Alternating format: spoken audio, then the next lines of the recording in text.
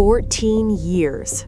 That's how long Nora Vega spent inside the system, learning every rule, every loophole, every trick her company used to say no to people who deserved a yes. She was the one who processed the claims. She was the one who knew where the bodies were buried. And then, one day, they used everything she knew against her. But here's what they didn't count on. Nora Vega had kept a file on all of them. Every denial, every override, every number that didn't add up. And she was done being silent. Stay with me, because what she did next, completely legal, completely calculated, will make you think twice about every insurance document you've ever signed. This is the Retribution file, and this is Nora's story. It was an ordinary Tuesday in Charlotte when Daniel Mercer received the envelope. Nothing about that October day was different. The sky was gray, the kind of gray that Charlotte knows well in the fall. A thin mist covering the financial district towers like a warning nobody reads. Daniel was leaving the Meridian Health Coverage office on the 14th floor of the Tryon Street Tower. Briefcase under his arm, glasses slightly fogged by the damp air. He was holding the envelope without opening it. He already knew what it was. The company's own logo on the upper left corner was enough. But that evening, sitting at the kitchen table while his wife Laura set the plates and his son Noah, 11 years old, severe autism, unable to sleep without the right music playing in his room, clapped his hands rhythmically in the chair beside him. Daniel opened the envelope, and he read the document 3 times. Denial of coverage. Intensive ABA behavioral therapy. Reason: not medically necessary per internal protocol 7.4c. Protocol 7.4c. Daniel knew exactly what protocol 7.4c was. He had helped write it 4 years earlier in a conference room on the 15th floor. Bad coffee, a 40-slide PowerPoint. He had presented that system to the executive committee as a solution for efficiency, a way to standardize decisions, a technical instrument, neutral, objective. He had never imagined that one day he would be the father of a child that system would classify as a number to be denied. To understand what Daniel Mercer had built, you need to understand where he came from. Charlotte, North Carolina is not a city that shows up in Hollywood movies. It doesn't have the glamour of New York or the mystique of New Orleans. It's a working city. Banks, insurance companies, logistics firms, middle-class families who pay their mortgages on time and expect the system to work when they need it. Daniel grew up in Concord, 20 minutes from Charlotte, son of an electrician and a nursing assistant. His mother, Gloria, had worked 30 years in a hospital without ever taking more than 3 days off at a time. His father, Thomas, had lost 2 fingers in an electrical accident and spent 6 months fighting his employer's insurance company to get the treatment he needed. When Daniel graduated with a degree in actuarial mathematics from UNC Charlotte in 2004, he had one conviction: the insurance system needed to be fairer, more transparent, more efficient, less subject to human whims, more mathematical. He genuinely believed that. He joined Meridian Health Coverage as a junior analyst in 2011. 31 years old, a smile his colleagues described as the smile of someone who still believes they're making a difference. In 14 years, he had risen from junior analyst to senior claims modeling analyst, the most technical professional in the department, the man executives called when they needed to turn a policy into numbers. And that is exactly what they did with him. Meridian Health Coverage was not the largest health insurer in the United States, but it was the most profitable in North Carolina. The company covered 1.4 million policyholders in the state and had recorded a net profit margin of 22% in the previous fiscal year, nearly double the industry average. The secret behind that number was no secret inside the company. It was the claims screening system that Daniel had developed over 4 years, refined in 2 versions, presented to the board in 2021 as the Meridian Claims Optimization Protocol, internally known simply as MCOP. The MCOP was an algorithm, a scoring system that classified each coverage request based on variables like diagnosis type, policyholder history, estimated treatment cost, probability of legal challenge, and dozens of other factors that Daniel had calibrated with the precision of an aerospace engineer.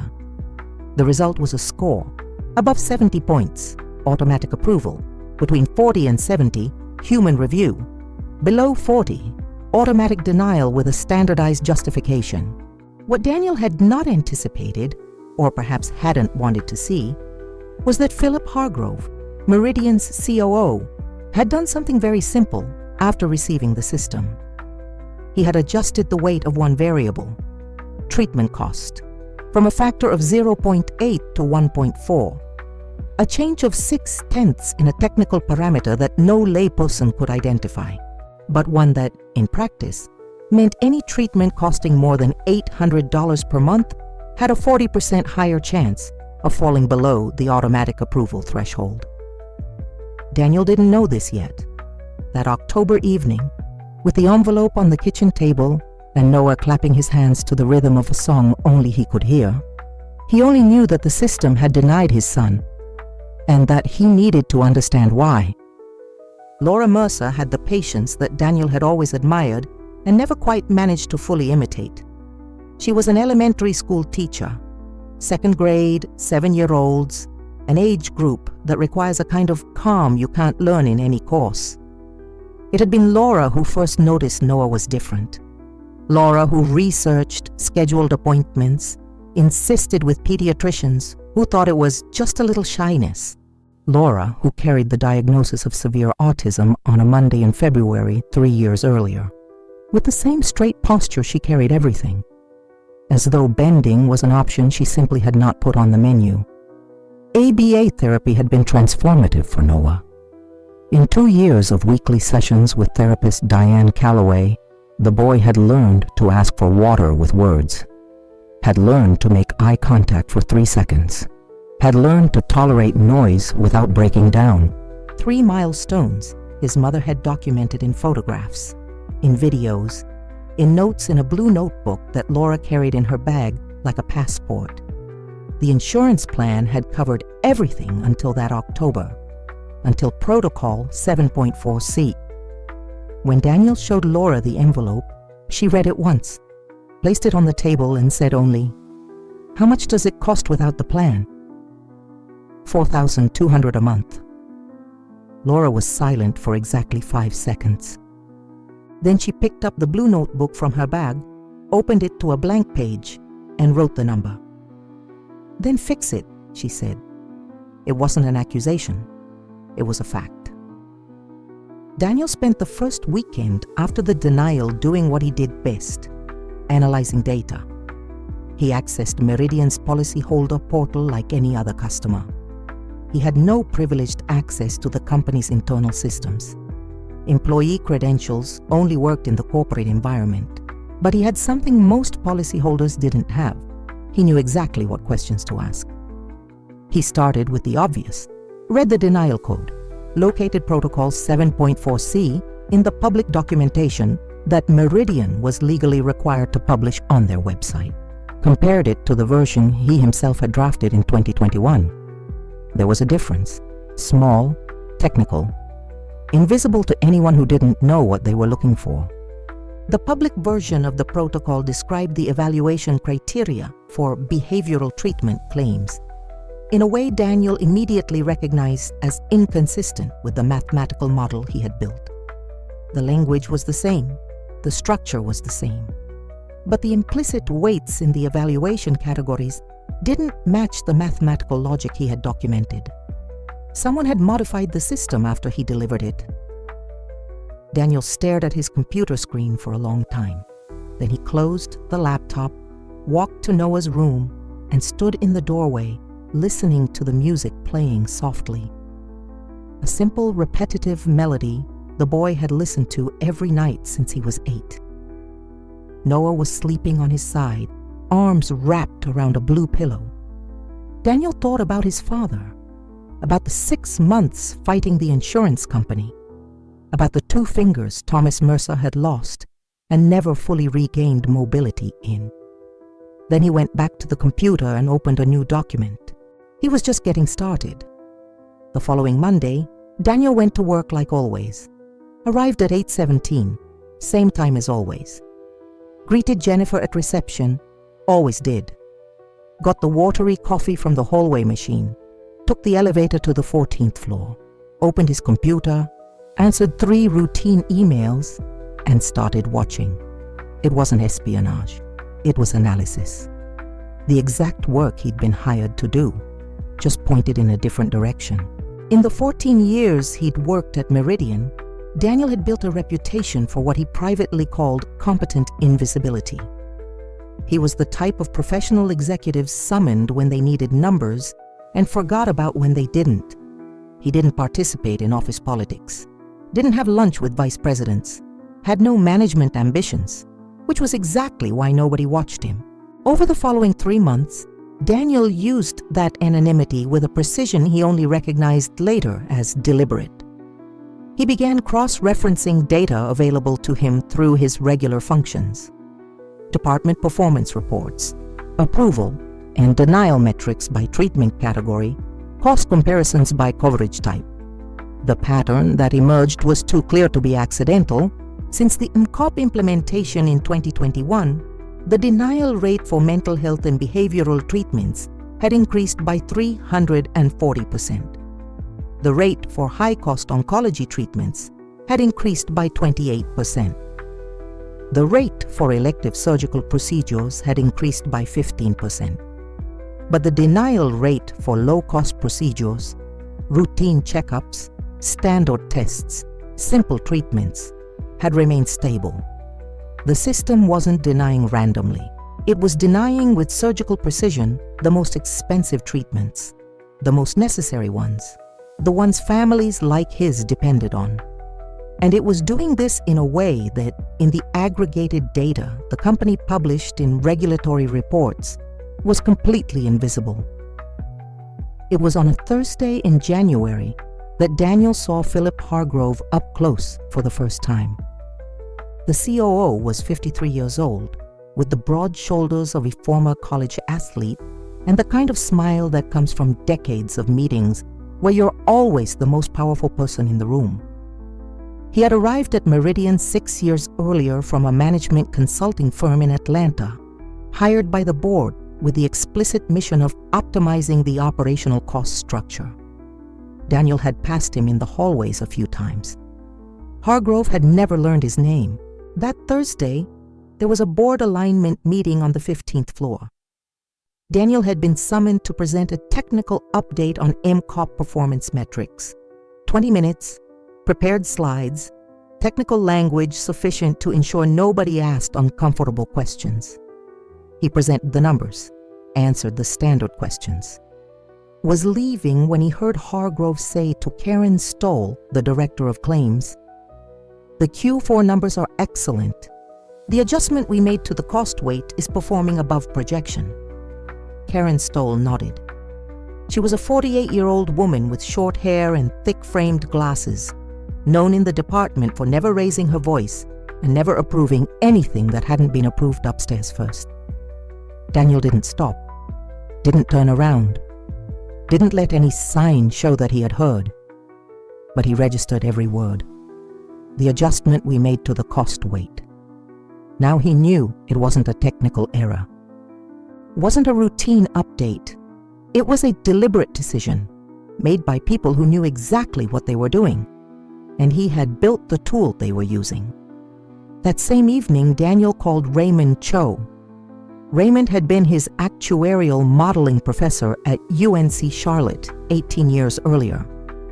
After a long career at a major New York reinsurer, he had returned to Charlotte as an independent consultant, the kind of professional insurance companies hired for technical opinions in regulatory proceedings and lawyers hired when they needed someone capable of translating algorithms for judges. The two had stayed in touch over the years. Occasional lunches, email exchanges about technical papers, the kind of relationship that grows slowly and silently, like a root. Daniel didn't say everything on that first call, just said he was working on a technical problem and wanted an opinion. Raymond listened, asked 3 questions, went silent for a few seconds. "Do you have the original data?" he asked. "I do. It's documented." "And the modified version?" "I can reconstruct it from the output data I have access to." Another silence. "Daniel," Raymond said finally, "this is serious. You know that." "I know." "You're going to need more than technical analysis. You're going to need someone who knows the regulatory side." "I know that too," said Daniel. "That's why I'm calling you first. I need to understand what I have before I know what to do with it." Raymond agreed to meet the following week. While Daniel was quietly building his case, life at home continued. Noah had begun to regress slightly since the therapy sessions were interrupted. Not dramatically, not the kind of thing an outside observer would notice, but Laura noticed, and Daniel noticed. The boy had gone back to having difficulty sleeping. The frustration episodes, which the therapist had helped significantly reduce, were increasing in frequency.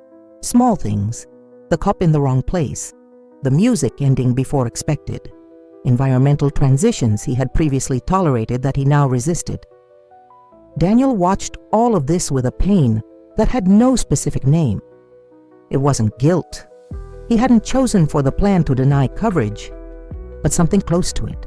The awareness that he had built the instrument of denial, that he had placed in other people's hands a tool too precise to be left unsupervised. One night while putting Noah to bed, the boy reached out and took his hand, and didn't let go for several minutes. It was a gesture Noah rarely made. Prolonged physical contact was difficult for him.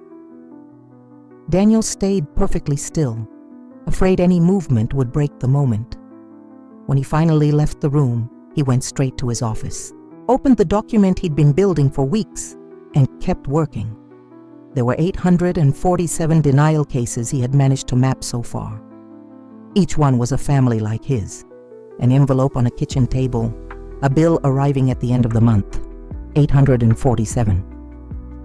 The meeting with Raymond Cho took place on a Saturday morning at a quiet coffee shop in the Plaza Midwood neighborhood, far from the financial district, far from any colleague who might recognize Daniel. Raymond was a small man with precisely cut white hair who looked at spreadsheets the way other people look at works of art. Daniel brought his laptop and 3 pages of printed analysis. Raymond analyzed in silence for 40 minutes, made notes on a pad, ordered a second coffee, kept reading. When he finally looked up, there was an expression on his face that Daniel recognized.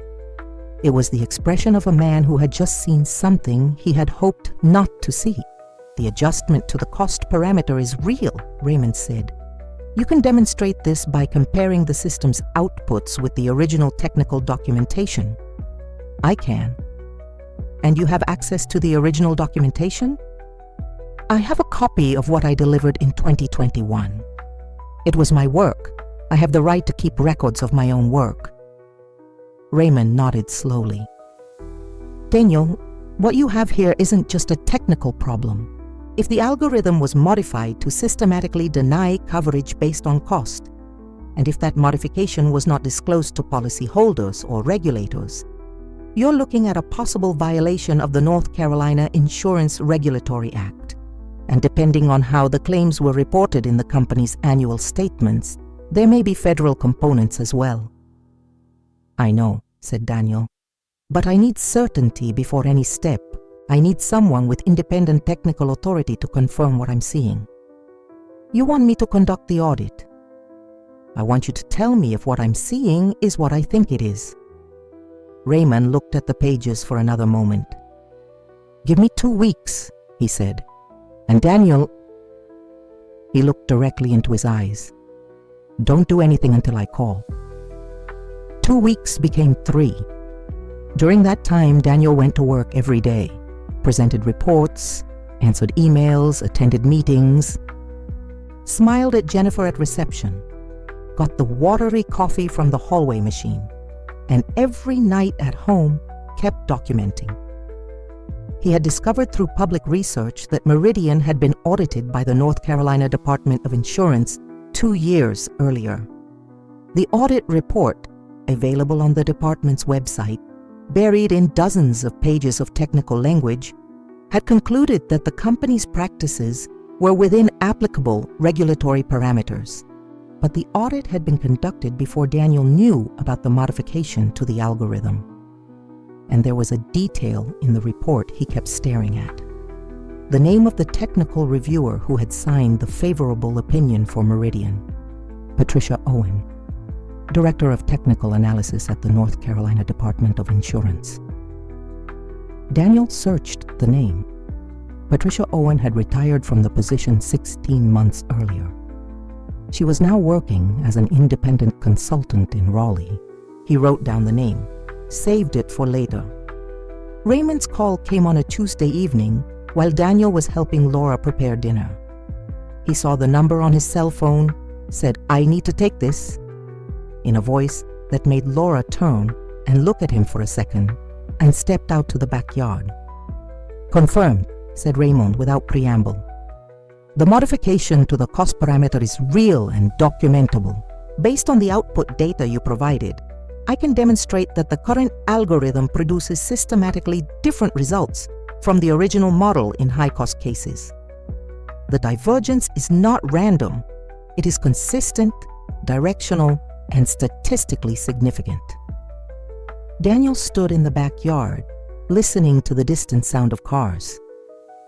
"What would the estimated impact be in wrongful denials?" he asked. "Based on the sample you mapped and the available public data, I'm estimating between 1,200 and 1,800 claims per year. Probably more, considering you only have access to a fraction of the total data. 1,200 to 1,800 families per year." "Raymond," said Daniel, "I need to ask you one more thing. I need a formal technical report with your signature and your credentials." Silence. "You know what you're asking." "I do, and I know what it could cost you professionally if Meridian decides to fight." "That's not what I'm thinking about," said Raymond, with a voice that carried something close to resolve. "I'm thinking about whether you're prepared for what comes after a formal report." "I have a son who stopped sleeping well," said Daniel. "I'm prepared." That night, after Noah fell asleep and Laura went to bed, Daniel sat at the kitchen table with the original envelope in front of him, the same envelope he had received 3 months earlier. The Meridian logo on the upper left corner. The coverage denial. Protocol 7.4C. He had built that system believing it would make things fairer, more efficient, less subject to human whims. Hargrove had taken that tool and sharpened it against the people it was supposed to protect. Against families who paid their premiums on time and expected the system to work when they needed it. Against his own son. Daniel folded the envelope carefully, put it in his coat pocket, and opened his laptop. He had Raymond's report. He had his own data. He had Patricia Owen's name in Raleigh, and he had 14 years of technical documentation of the system he had helped build. Meridian had created the denial file. It was time to build the retribution file, the file they didn't know existed. Patricia Owen lived in a small house in Raleigh, 2 blocks from a park where neighborhood kids played soccer on Saturday afternoons. Daniel had sent an email 3 days earlier. He had said only that he was a senior claims modeling analyst at Meridian Health Coverage, that he had identified a technical issue of regulatory relevance, and that he would like to speak with someone who knew the department's audit process from the inside. Patricia had responded in 18 hours. "Saturday at 10. Bring everything you have." When Daniel knocked on the door, she was already waiting. A 61-year-old woman with gray hair in a loose bun and glasses hanging on a cord around her neck.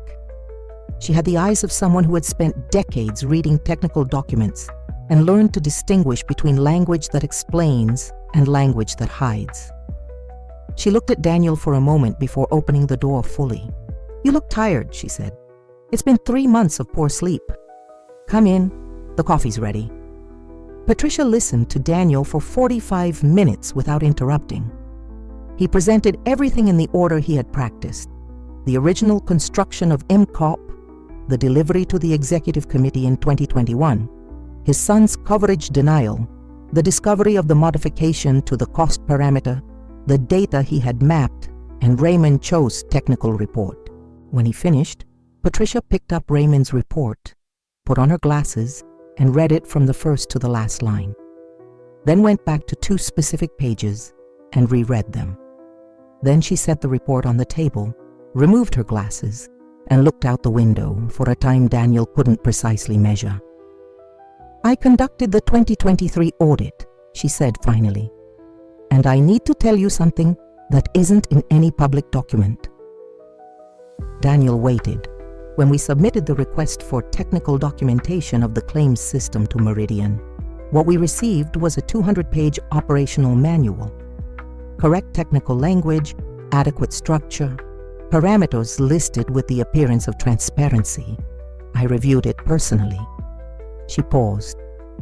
"What this report shows me," she touched Raymond's document with one finger, "is that what they delivered to us did not correspond to the system that was actually operating. The parameters in the manual we received were different from the parameters the system was using in practice." "They presented a sanitized version for the audit," said Daniel. "That's what it appears," said Patricia. "And I didn't catch it because there was no reason to suspect that a system certified by the company's own internal technical team had been altered after certification. I reviewed what they gave me, not what they were using." She was silent for a moment. "Daniel," she said carefully, "if what you have here is what it appears to be, Meridian didn't just modify an algorithm. They submitted a false documentation to a state regulatory process. That is an entirely different category of problem." Before Daniel left, Patricia said one more thing. "You're going to need a lawyer, not a labor attorney, an insurance regulation specialist, someone who knows the state insurance department process and knows how to structure a formal complaint in a way that cannot be shelved. Do you have someone in mind?" Patricia went to a drawer, pulled out a handwritten business card, and handed it to Daniel. "Calvin Reese worked 12 years at the Department of Insurance before opening his own practice. I've known him since he was an intern. He's the kind of person who reads insurance contracts for fun." Daniel looked at the card. "Patricia," he said, "you know that if this moves forward, your name will come up. The audit you conducted will be part of the story." She looked at him for a moment with an expression Daniel could only describe afterward as someone who had been waiting for this conversation for longer than he imagined. "I signed that report," she said. "If they deceived me, that needs to be documented. Not by you, by me." Back in Charlotte, Daniel scheduled a meeting with Calvin Reese for the following week. Meanwhile, something was changing on the 14th floor of Meridian. Karen Stoll had started to notice. There was nothing concrete. Daniel was too careful to leave obvious traces. But Karen had been director of claims for 11 years, had survived 3 leadership changes and 2 regulatory processes, and had developed over time a kind of radar for pattern deviations that she described in team meetings as reading the temperature of the room. Daniel's temperature had changed, not in his output. His reports remained punctual and technically precise, not in his posture. He still arrived at the same time, greeted the same people, got the same watery coffee. But there was something different in his eyes, an attention that hadn't been there before, a presence that seemed calculated rather than distracted. Karen mentioned it to Hargrove in a quick conversation after a board meeting. "Mercer is different," she said. "I can't describe it exactly." Hargrove gave a short laugh. Mercer is the most unambitious man in the company. What could he possibly be plotting? Karen didn't respond, but she didn't dismiss what she had felt. Calvin Reese's office was in a discreet building in the South End neighborhood of Charlotte, far from the financial district, on a floor shared with an accounting firm and a graphic design studio. Calvin was 42 years old, a suit that needed ironing, and a stack of cases on his desk that appeared architecturally stable only to him. He was the type of person who spoke slowly and listened fast. Daniel noticed that in the first 3 minutes. He read Raymond's report, listened to Daniel's summary, asked 8 specific questions, each more technical than the last, asked to see the raw data Daniel had mapped. Then he was silent for a time that started to feel too long. "You understand that by filing this formally, you give up your anonymity," said Calvin. "Your name will be on the complaint. Meridian will know it was you." "I understand. You'll lose your job." "I know that too. There may be a civil lawsuit against you. They'll say you violated confidentiality by sharing internal data." "The data I shared falls within the scope of my functions. I have documentation of that." Calvin nodded slowly. "And your family?" he asked. "Have you spoken with your wife?" Daniel made a small pause. "She was the first person I consulted," he said. "She said, 'Fix it.'" Calvin looked at him for a moment. Then he picked up a clean notepad and placed it on the desk. "Then let's structure this properly," he said, "because if we're doing this, we're doing it in a way they can't dismantle." Over the following 3 weeks, Daniel, Calvin, and Raymond worked in parallel. Raymond finalized the formal technical report. 23 pages with documented methodology, comparative analysis between the original MCOP and the modified system, and an unambiguous conclusion. The modification to the cost parameter had produced a systematic and statistically significant deviation in denial rates for high-cost treatments, inconsistent with any legitimate actuarial justification. Calvin structured the formal complaint to the North Carolina Department of Insurance, identified the specific violations of the North Carolina Insurance Regulatory Act, included Raymond's report as a technical exhibit, included a declaration from Patricia Owen, who had agreed to sign a document acknowledging that the documentation presented at the 2023 audit did not correspond to the actual operating system. Daniel compiled the case file he had mapped, 1,247 documented denials that, based on Raymond's analysis, were candidates for review. There was one last thing Daniel needed to do before the complaint was filed. It was a Thursday evening when Daniel opened the folder he had kept since 2021, the original MCOP documentation. 247 pages of code, methodology, parameters, technical justifications, and revision records. Everything he had produced over 2 years before delivering the system to the executive committee. There was something Daniel had never mentioned to anyone. Not to Raymond, not to Calvin, not to Laura. In the system delivery protocol in 2021, there was a technical clause he had inserted as standard documentation practice. A hash record of all model parameters at the moment of delivery. A kind of mathematical fingerprint of the system at that specific moment. It was a standard technical audit procedure. Nobody had asked for it. Nobody had commented on it. Nobody had probably even read that specific page of the document, but it existed. And with that hash, any competent actuary could compare the original system with the current system and demonstrate, in a mathematically irrefutable way, exactly which parameter had been changed, on approximately which date, and to what magnitude. It was the cleanest proof that existed, and it had been sitting in the company's files since 2021, waiting.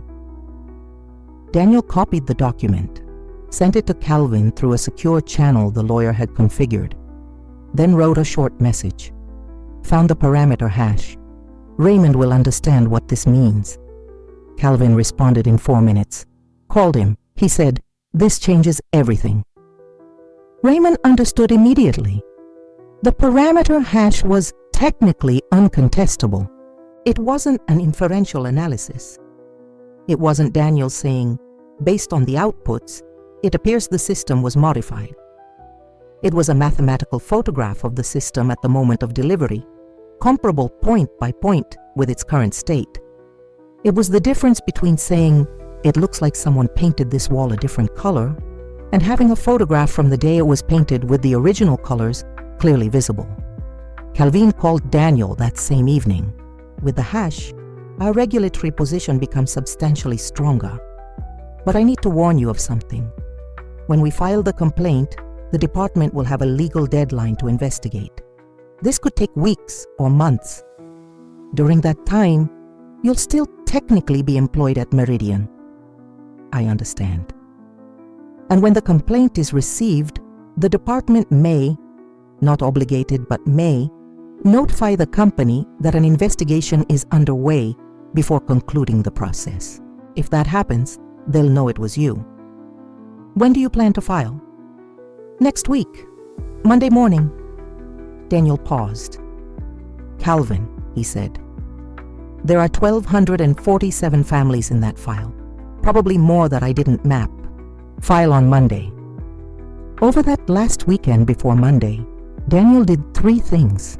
The first, he sat with Laura at the kitchen table after Noah fell asleep and told her everything in detail he had spared in the previous weeks. Laura's expression while she listened wasn't surprise. She had sensed that something larger was happening. It was something closer to recognition. When Daniel finished, she was silent for a moment. You know you might be fired next week, she said. I know. And that we'll need money to keep Noah's therapy going while this gets resolved. I have the savings we set aside. It covers 8 months.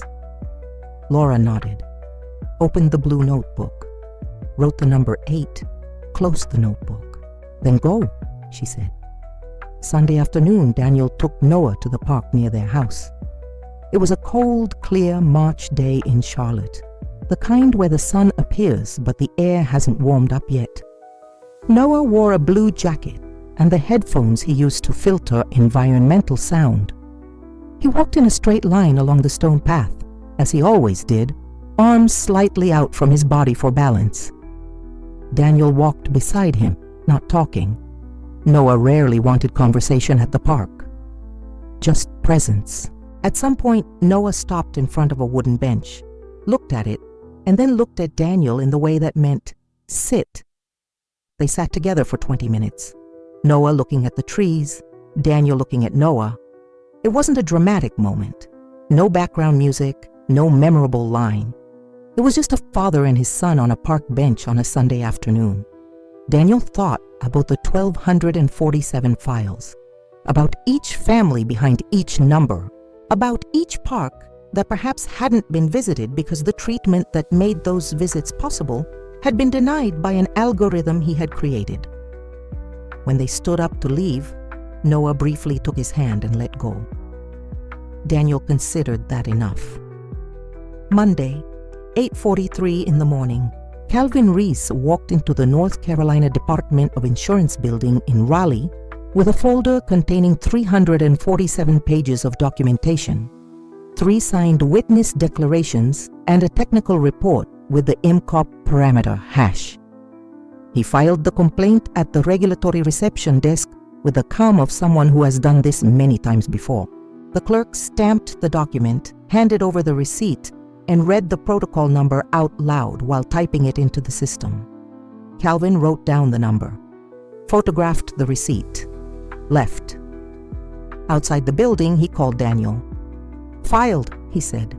Now we wait. Daniel was at Meridian's office when the phone rang. Sitting at his desk, answering routine emails, his watery coffee cooling beside the keyboard. Understood, he said.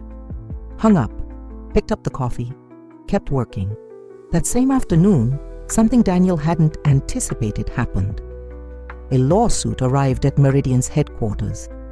He didn't know this immediately. Legal notifications didn't come to the 14th floor.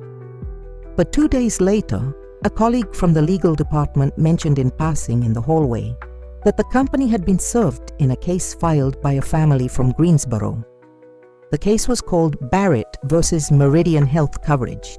The Barrett family had had the patriarch's cancer treatment coverage denied 3 times over 8 months. The family's attorney had included in the filings a reference to Meridian's automated claims screening system and had requested in discovery the complete technical documentation for the claims algorithm. The name of the system the lawyer had referenced in the documents, Daniel found out through hallway rumors, was MCAP. The file Daniel had built and the case that had begun independently were now moving in the same direction, in parallel, without one knowing about the other. Daniel went to the men's room on the 14th floor, stood in front of the mirror for a moment, then walked back to his desk and kept working. Meridian still didn't know what was coming when the system turns on the one who built it. The formal investigation of the North Carolina Department of Insurance began on a Wednesday in April, 22 days after Calvin had filed the complaint. Daniel found out in the morning through a message from Calvin sent at 7:14. Received confirmation. Formal investigation opened. Case number assigned.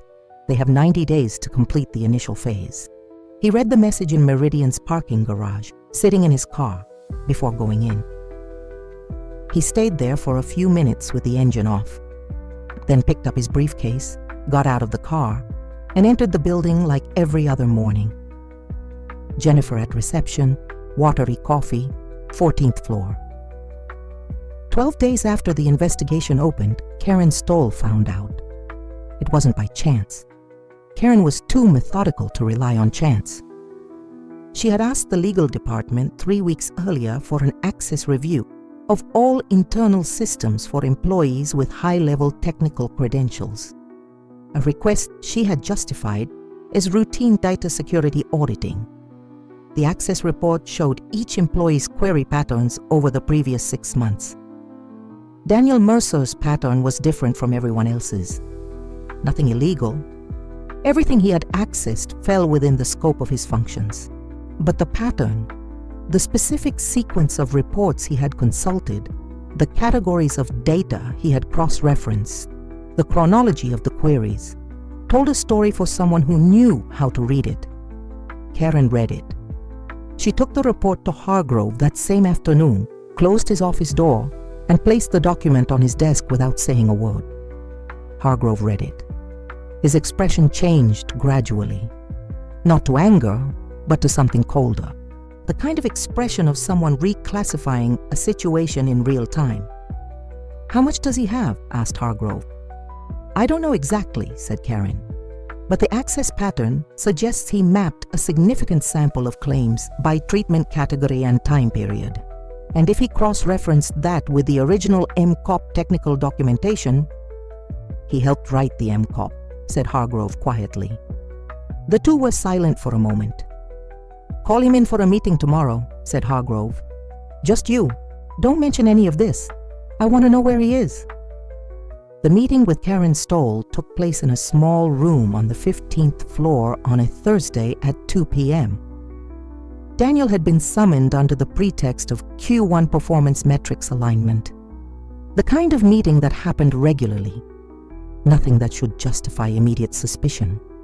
But Daniel had learned in the previous weeks to notice small protocol inconsistencies, and a one-on-one meeting with the director of claims in a reserved room on the executive floor with only 2 days' notice and no agenda sent in advance, that was an inconsistency. He had called Calvin the evening before. "Go," Calvin had said. "Don't run, don't lie, don't volunteer information. Answer only what's directly asked. If they know something concrete, they already know it. Your posture won't change that. If they're fishing, don't give them the fish." Daniel entered the room at 2 p.m. sharp. Karen was seated with her hands on the table. No visible documents, no open laptop. Another sign. "Daniel," she said in the tone of someone conducting a rehearsed conversation. "Thank you for coming. I wanted to discuss your recent work. Some of the queries you ran in the past few months flagged in a system audit. Probably nothing, But I need to understand the technical context. Daniel looked at her with an expression he had practiced. Professional attention, mildly puzzled, completely neutral. Of course, he said. Which queries specifically? The conversation lasted 40 minutes. Karen asked precise technical questions.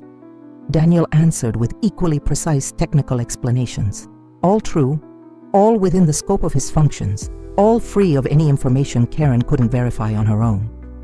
Yes, he had run comparative claims reports by treatment category, part of regular modeling work. Yes, he had accessed the MCOP technical documentation. He had developed the system. It was natural to consult it periodically.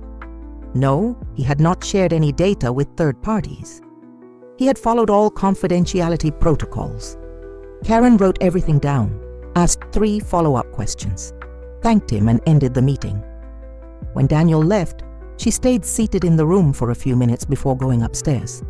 She hadn't gotten what she needed, but she knew, with the certainty that comes from 11 years of experience, that Daniel Mercer knew more than he had said. The question was, how much more? That evening, Daniel called Calvin and reported the conversation word for word. Calvin listened without interrupting. "They suspect," said Calvin, "but they don't have proof that it was specifically you. The complaint to the department was filed as confidential. They don't have access to the complainant's name through normal regulatory channels." "How long does that hold?" "Legally, the department is not required to reveal the complainant's identity during the investigation phase. In practice," Calvin paused, "creative lawyers find ways to deduce who filed what, but you have legal protection as a whistleblower under state law. If they attempt a retaliatory dismissal now, with an active investigation, they're creating a significantly larger problem for themselves." "Then what do I do?" "Exactly what you're doing. Work, don't run, don't provoke.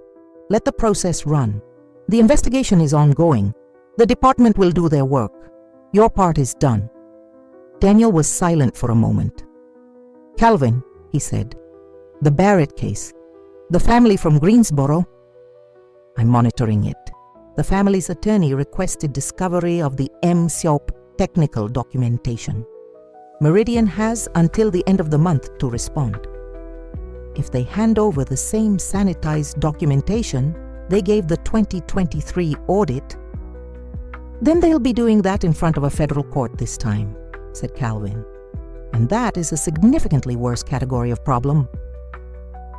Philip Hargrove made his decision on a Monday morning. He had spent the weekend considering the options. The regulatory investigation was a problem, but regulatory investigations could be managed. The department had limited resources, bureaucratic deadlines, and Meridian had lawyers who knew the process better than most investigators. The Barrett lawsuit was a larger problem, but civil cases were slow, expensive for both sides, and most settled before going to trial. The real problem, in Hargrove's assessment, was Daniel Mercer, an internal employee with 14 years of technical access to the company's most sensitive system, who had apparently built a case against it that was a different category of threat. And the best way to neutralize an internal threat was to remove it before it could cause additional damage. On Monday at 10 a.m., Hargrove summoned the HR director and the company's general counsel. "We're initiating a separation process for Mercer," he said. "Departmental restructuring, position elimination. We document that his function has been absorbed by automation of the very system he developed. It's clean, it's defensible, it's quick." The general counsel, a 55-year-old man named Robert Fenn, who had seen many difficult situations over his career, was silent for a moment.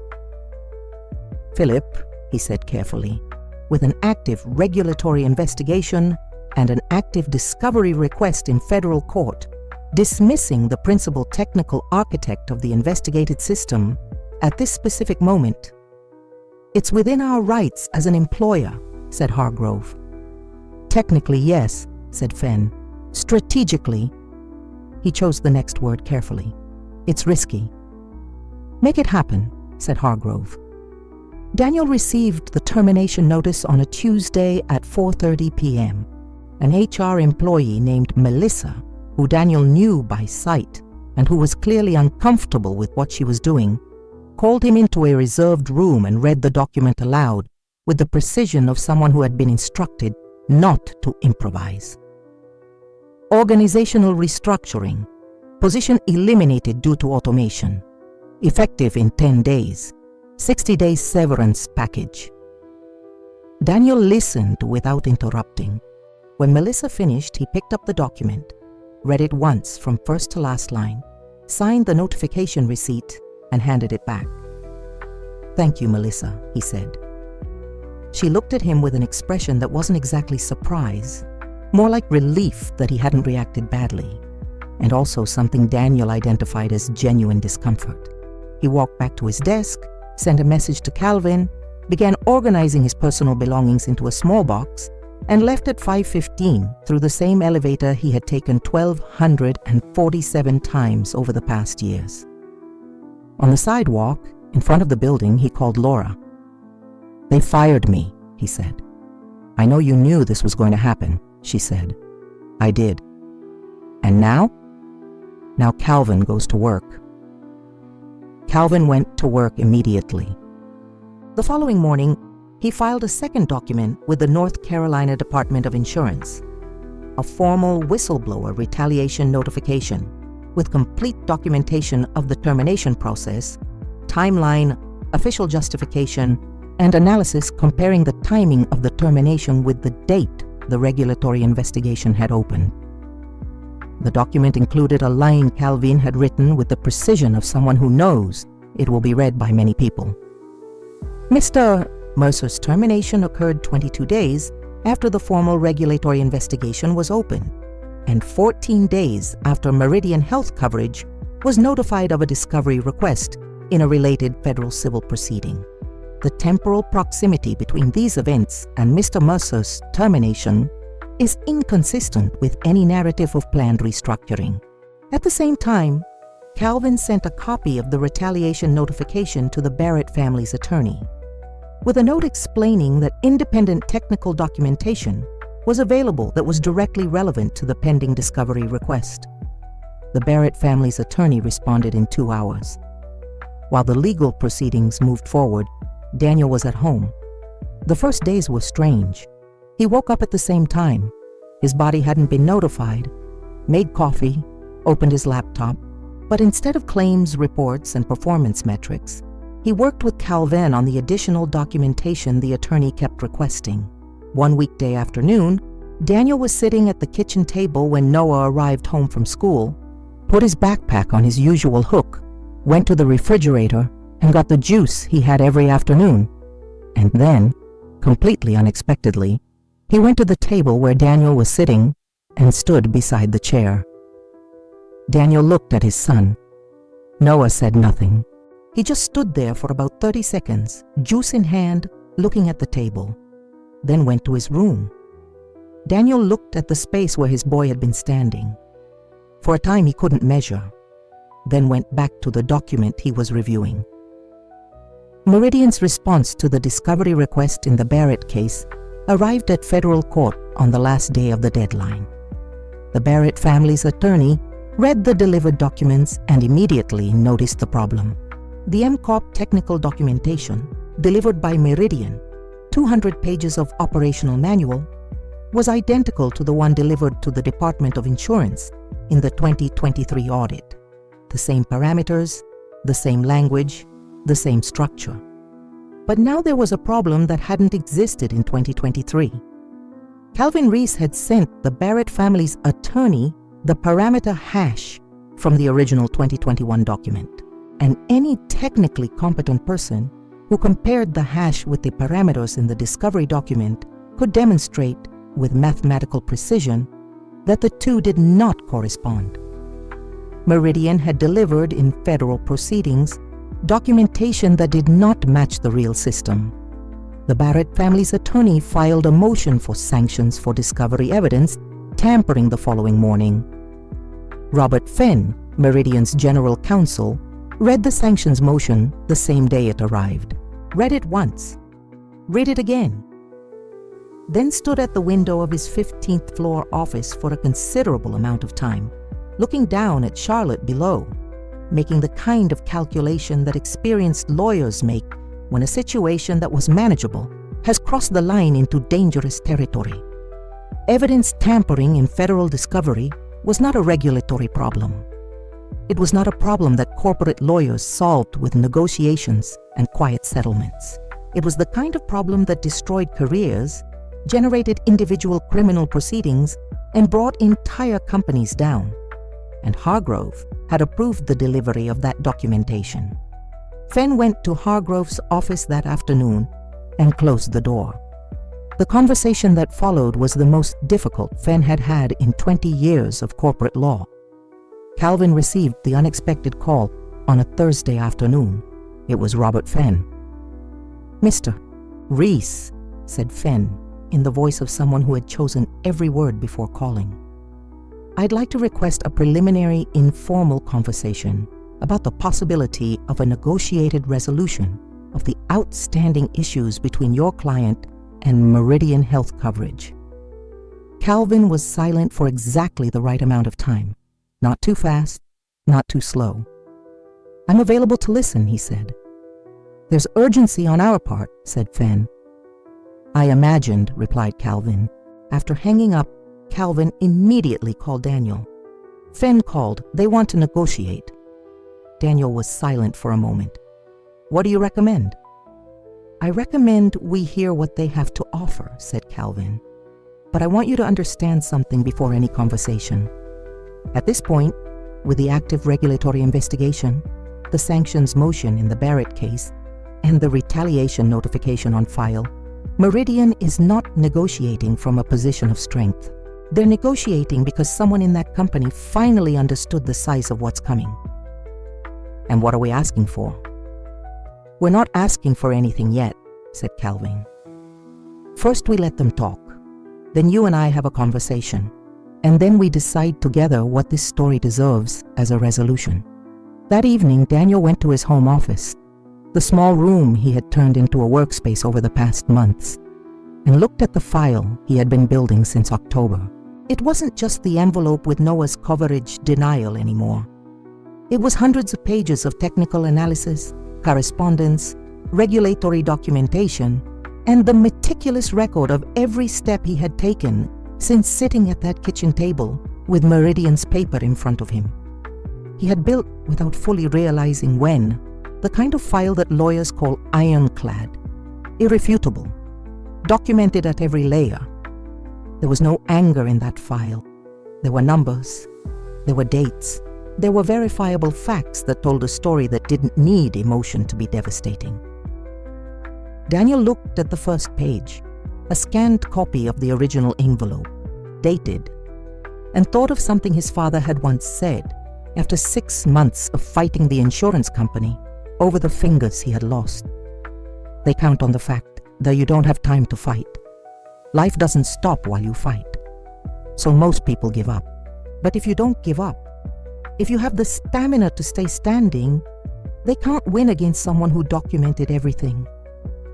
Thomas Mercer had documented everything too. Daniel closed the folder, turned off the office light, and went to bed. The following morning, the final phase would begin. The Retribution file. The public hearing of the North Carolina Insurance Commission was scheduled for a Tuesday in May, 6 weeks after Calvin had filed the original complaint. It wasn't a criminal hearing, it wasn't a trial. It was the kind of regulatory proceeding most people never hear about. A formal session where the commission presents its preliminary findings, hears the parties involved, and determines the measures to be taken. But insurance commission hearings were public by law. Anyone could attend. And journalists covered them regularly when the subject involved one of the state's largest insurers. Calvin had informed Daniel of the date 2 weeks in advance. "You're not required to attend," said Calvin. "Your complaint was filed, your witness declaration is in the record, your name will be mentioned, but the hearing is conducted by the department, It's not a court where you need to be present. "I'll be there," said Daniel. "I figured," said Calvin. In the days leading up to the hearing, Calvin had conducted a round of preliminary negotiations with Robert Fenn. The conversations had been long, technical, and, on Fenn's side, progressively more pragmatic as the full scope of Meridian's exposure became clear. The sanctions motion in the Barrett case had created pressure that no regulatory negotiation could absorb alone. The federal judge had scheduled a sanctions hearing for 3 weeks out, and the prospect of a federal judge determining that Meridian had tampered with discovery evidence was, in Fenn's own words to Hargrove, an extinction-level scenario for the company as we know it. Hargrove had resisted in the early conversations, had tried to reframe the narrative. The algorithm adjustment had been a legitimate business decision, perhaps poorly documented, but within the company's operational parameters. The documentation delivered in discovery had been an administrative error, not deliberate tampering. Fenn had listened to all of that, then had placed on the table the 2021 parameter hash, the mathematical fingerprint of the original system, comparable point by point with the current system, then had been silent. Hargrove had looked at the document for a long time. "How much do they want?" he had finally asked. Fenn had answered precisely. "They haven't asked for a number yet, but I know that what's coming from the commission next week will set the context, and the context will be unfavorable." The morning of the hearing began with fog. Charlotte had that habit in May, early morning fog that dissolved before 9, leaving the day clear and slightly cold. Daniel woke at 5:47, made coffee, and sat at the kitchen table for an hour in silence before Laura came down. She found him like that, no laptop, no documents, just the coffee, and sat across from him without saying anything for a few minutes. "How are you?" she finally asked. Daniel considered the question seriously. "Ready," he said. Laura nodded, got up, went to him, placed her hand on his shoulder for a moment, and went to make her own coffee. Noah came down at 7:15, with his hair messy and his headphones around his neck. He went straight to the cereal he had every morning, prepared it himself with the precise sequence he had learned: bowl, cereal, milk, spoon, and sat at the table. He looked at his father, looked at his mother, went back to his cereal. Daniel looked at his son for a moment, then picked up the tie he had left on the chair the night before, put on his jacket, and went to the hearing. The North Carolina Department of Insurance building in Raleigh was a 4-story government building, functional, unpretentious, with that specific architecture of public institutions built to last and not to impress. The commission hearing room was on the second floor. It seated about 80 people, and when Daniel arrived with Calvin at 8:45, journalists already occupied half the public seats. Calvin had anticipated this. The Barrett case had generated local coverage. A Greensboro family, a father with cancer, a large insurance company, a discovery request that had resulted in a federal sanctions motion. It was the kind of story that health and business reporters followed with interest. Across the room, Daniel saw Robert Fenn seated with 2 lawyers he didn't recognize, probably outside counsel brought in specifically for the hearing. Hargrove was not present. Karen Stoll wasn't either. Raymond Cho was seated 2 rows behind Daniel, alone, with a notepad on his lap. He nodded when Daniel saw him. Patricia Owen had sent a message the evening before. "I'll be there, 3rd row, right side." Daniel found her with his eyes when he entered. She nodded briefly without smiling, the kind of gesture that means, "I'm here. I'll do what needs to be done." The hearing began at 9 a.m., sharp, with Deputy Commissioner of Market Supervision, Marcus Tillman, entering through the side door with 2 senior technicians and a department attorney. Tillman was 57 years old, closely cropped gray hair, and the posture of someone who had conducted hundreds of hearings and wasn't particularly impressed by any of them. But there was something in the way he organized the documents on the table. Methodical, precise, no wasted movement, that Daniel recognized as the behavior of someone who had read every page of the file. This hearing has been convened pursuant to Section 58(2)(185) of the North Carolina Insurance Act, Tillman began in an even voice. The State Department of Insurance has completed the initial investigation phase of case number 2026, INS 0847, concerning allegations of systematic manipulation of the claims screening protocol at Meridian Health Coverage. We will present preliminary findings and hear the parties before determining applicable regulatory measures. He paused and looked at the room. This is a public hearing. The complete record of these proceedings will be available on the department's website within 72 hours. The preliminary findings took 45 minutes to be presented. The department's attorney, a 40-year-old woman named Dr. Sandra Mills, presented the technical findings with a clarity Daniel genuinely admired, the ability to transform complex actuarial analysis into language that anyone in the room could understand.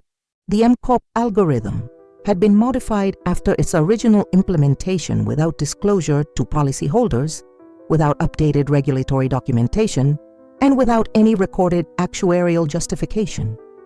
The modification had resulted in a statistically significant increase in denials for high-cost treatments in specific categories: mental health, behavioral, and oncological, inconsistent with any legitimate actuarial risk standard. The documentation presented at the 2023 audit did not correspond to the real operating system. The department had verified this through the parameter hash of the original 2021 document, a technically irrefutable proof that had been produced by the system's own architect as part of his delivery protocol.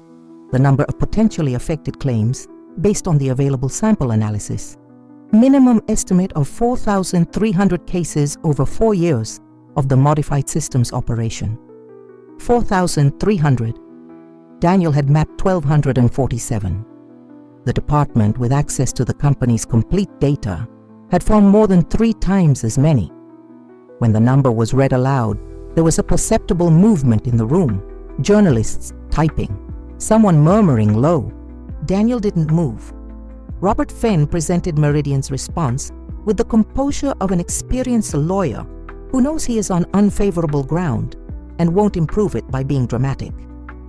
The company acknowledged that a parameter update had occurred in the screening system that had not been adequately documented in regulatory records, acknowledged that the documentation presented at the 2023 audit had been incomplete, committed to full cooperation in the remediation phase. No mention of Hargrove by name, no mention of Karen Stoll, no attempt to explain why the modification had been made. Tillman listened to Fenn's presentation with the same even expression he had brought to everything else. When Fenn finished, the deputy commissioner asked 3 questions, technical, direct, with no room for corporate language, and noted the responses. Then he turned to the department's attorney. Dr. Mills, the proposed measures. The department's proposed measures were 4. First, immediate suspension of MECOP as an automated screening system, with replacement by human review for all pending claims until an audited and certified system was implemented. Second, mandatory review of all denied claims in affected categories over the past 4 years, with potential reprocessing and compensation for cases identified as incorrectly denied.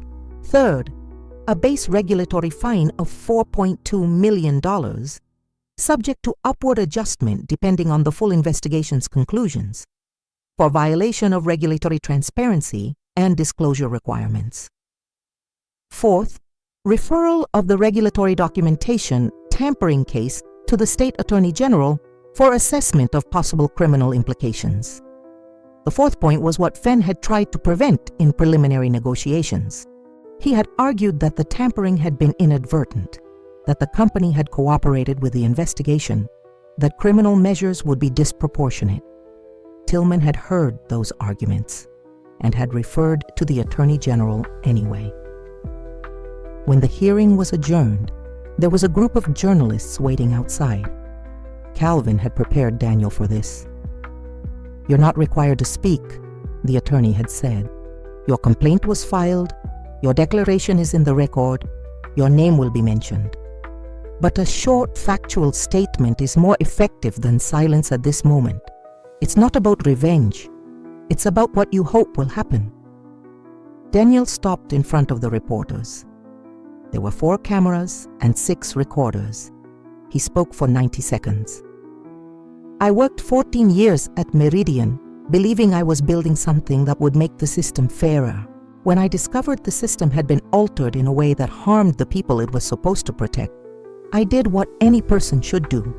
I documented it and reported it to the appropriate authorities. My son has autism. His therapy coverage was denied by the same algorithm I had built. I'm not here out of anger.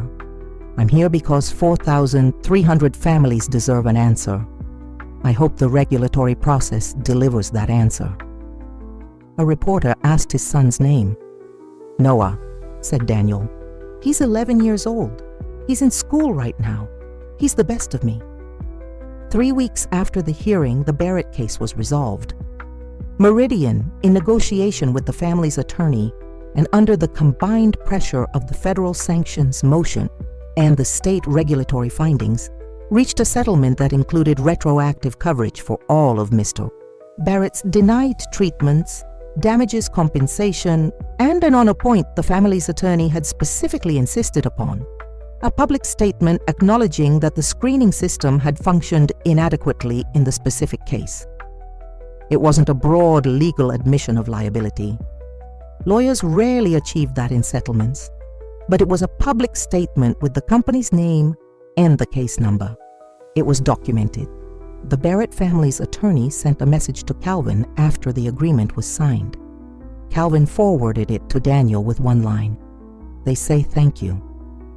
Daniel read the message, stood still for a moment, and then went to pick up Noah from school like he did every Tuesday. Philip Hargrove resigned from Meridian on a Friday, 6 weeks after the hearing, in a 2-line statement that mentioned personal decision and future opportunities, without any reference to what had occurred. The state attorney general had opened a formal criminal investigation into regulatory documentation tampering. The investigation was against the company, not against Hargrove individually yet, but experienced lawyers know how to recognize when a ship is sinking. Karen Stoll was removed from the claims directorship in an internal restructuring announced the same month, repositioned to a technical consulting role with no team and no budget. The kind of move that in corporate language means, "You're still here until you find something else, but here is over." The new interim CEO of Meridian, appointed by the board while they searched for a permanent replacement, was a woman named Dr. Andrea Walsh, a former chief medical officer who had spent the past years at a public health foundation. Her first public statement after the appointment included the line, "Our commitment is to ensure that every claims decision reflects real clinical need, not cost optimization." It was corporate language, but it was different language from what had been used before.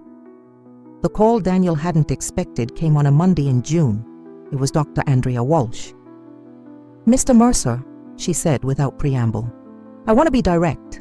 We are in the process of completely rebuilding the company's claims screening system. We need someone who understands the architecture of the previous system in sufficient depth to ensure the errors are not replicated. Someone with technical credibility and, frankly, ethical credibility." Daniel was silent for a moment. "Meridian fired me," he said. "I know I wouldn't have done that, but I can't undo what was done. I can only offer what's within my reach now. I'm not asking you to come back as an employee. I'm asking whether you would be willing to work as an independent consultant on rebuilding the protocol, with a contract, with full technical autonomy, and with the guarantee that any system you help build will be externally audited before implementation." Daniel looked out the window of his home office, the garden, the swing he had put up for Noah in the backyard when the boy was 6 years old. "I need to speak with my attorney," he said. "Of course," said Walsh. "But I want you to know one thing, Mr. Mercer. I read the complete technical report. I read every page of the complaint, and the only reason this company has any chance of surviving what happened is because one man documented everything with enough precision that it could not be ignored." She paused. "That has value. I recognize it." It was a Thursday afternoon in June when Diane Calloway came back. The therapist had sent Laura a message 3 weeks earlier after seeing the hearing coverage in a local paper. She had said only that she had been following along, that she was rooting for the family, and that when coverage was restored, she had said when, not if, she would like to resume her work with Noah.